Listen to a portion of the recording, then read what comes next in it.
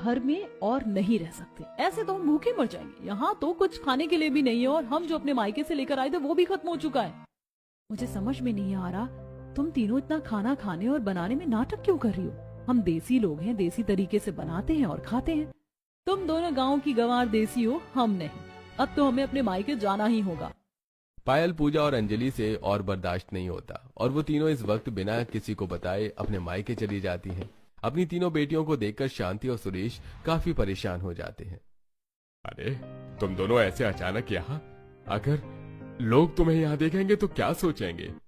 जिसको जो सोचना है सोचे, पर अब हम तीनों उस गांव में तभी जाएंगे जब आप हमें मशीन दोगे। जानते भी हो वहाँ की रसोई में ना तो फ्रिज है, ना ही मिक्सी। हाथ से चटनी बनाओ और जूस तो हम पी ही नहीं सकते। यहाँ तक कि गैस सिलेंडर भी नहीं है। इंडक्शन और चिमनी तो दूर की बात है, हम उस धुएं में खाना नहीं बना सकते। खास खास के हालत खराब हो गई थी हमारी। कैसे माँ बाप हैं आप दोनों? अंजलि सही कह रही है, हम नहीं जाएंगे। हमें रोबोट और मशीन चाहिए। अगर नहीं दिया तो हम यहीं रहेंगे। आप दोनों ने हमारी शादी करी उस जगह पर, तो आप ही हमें फैसिलिटीज भी दोगे। इस तरह अंजलि, पूजा, पायल अपने कमरे में जाकर बैठ जाती हैं, जिसके बाद सुरेश उनके ससुराल में रसोई की सारी इलेक्ट्रॉनिक चीज भिजवाता है और साथ ही अपनी तीनों बेटियों को एक एक रोबोट देता है।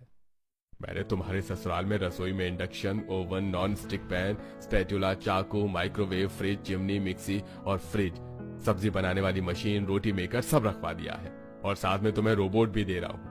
पर तुम तीनों को इस रोबोट का ख्याल रखना है, ना कि इस पर डिपेंड होना है। रोबोट सिर्फ हमारे कुछ ही काम कर सकते हैं। रोबोट रोबोट है, इंसान नहीं। समझ गई तुम तीनों? पापा, आपकी तीनों बेटियां शहरी हैं, गांव की नहीं। ये बात अलग है कि आपने जानबूझकर हमारी शादी गांव में करवा दी, पर मशीनों को, रोबोट को कैसे हैंडल करना है हम तीनों बहन बहुत अच्छे से जानते हैं।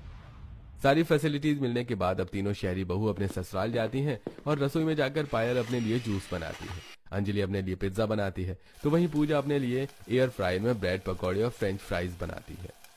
देख लो, तुम दोनों गांव की हो। आज से पहले इंडक्शन, चिमनी, मिक्सी, फ्रिज देखा नहीं होगा। इनका इस्तेमाल कुछ इस तरह करते हैं। खैर, मशीन हमने खुद काम करने के लिए नहीं लगवाई। हम अपने साथ 3 रोबोट लेकर आए हैं जो भी चार्ज हो रहे हैं। पर बहुत तेज की भूख लगी थी तो सोचा अपने लिए कुछ पकवान बना ले। अगर आप लोगों को चाहिए तो बोल दीजिए।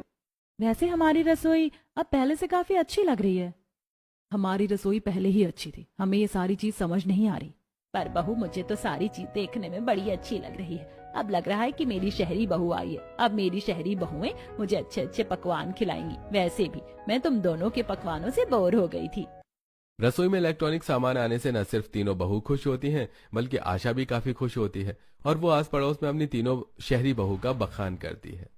अरे बहन, एक बार हमारी रसोई तो आकर देखो। पूरे गांव में हमारी रसोई जैसी किसी की रसोई नहीं होगी। आके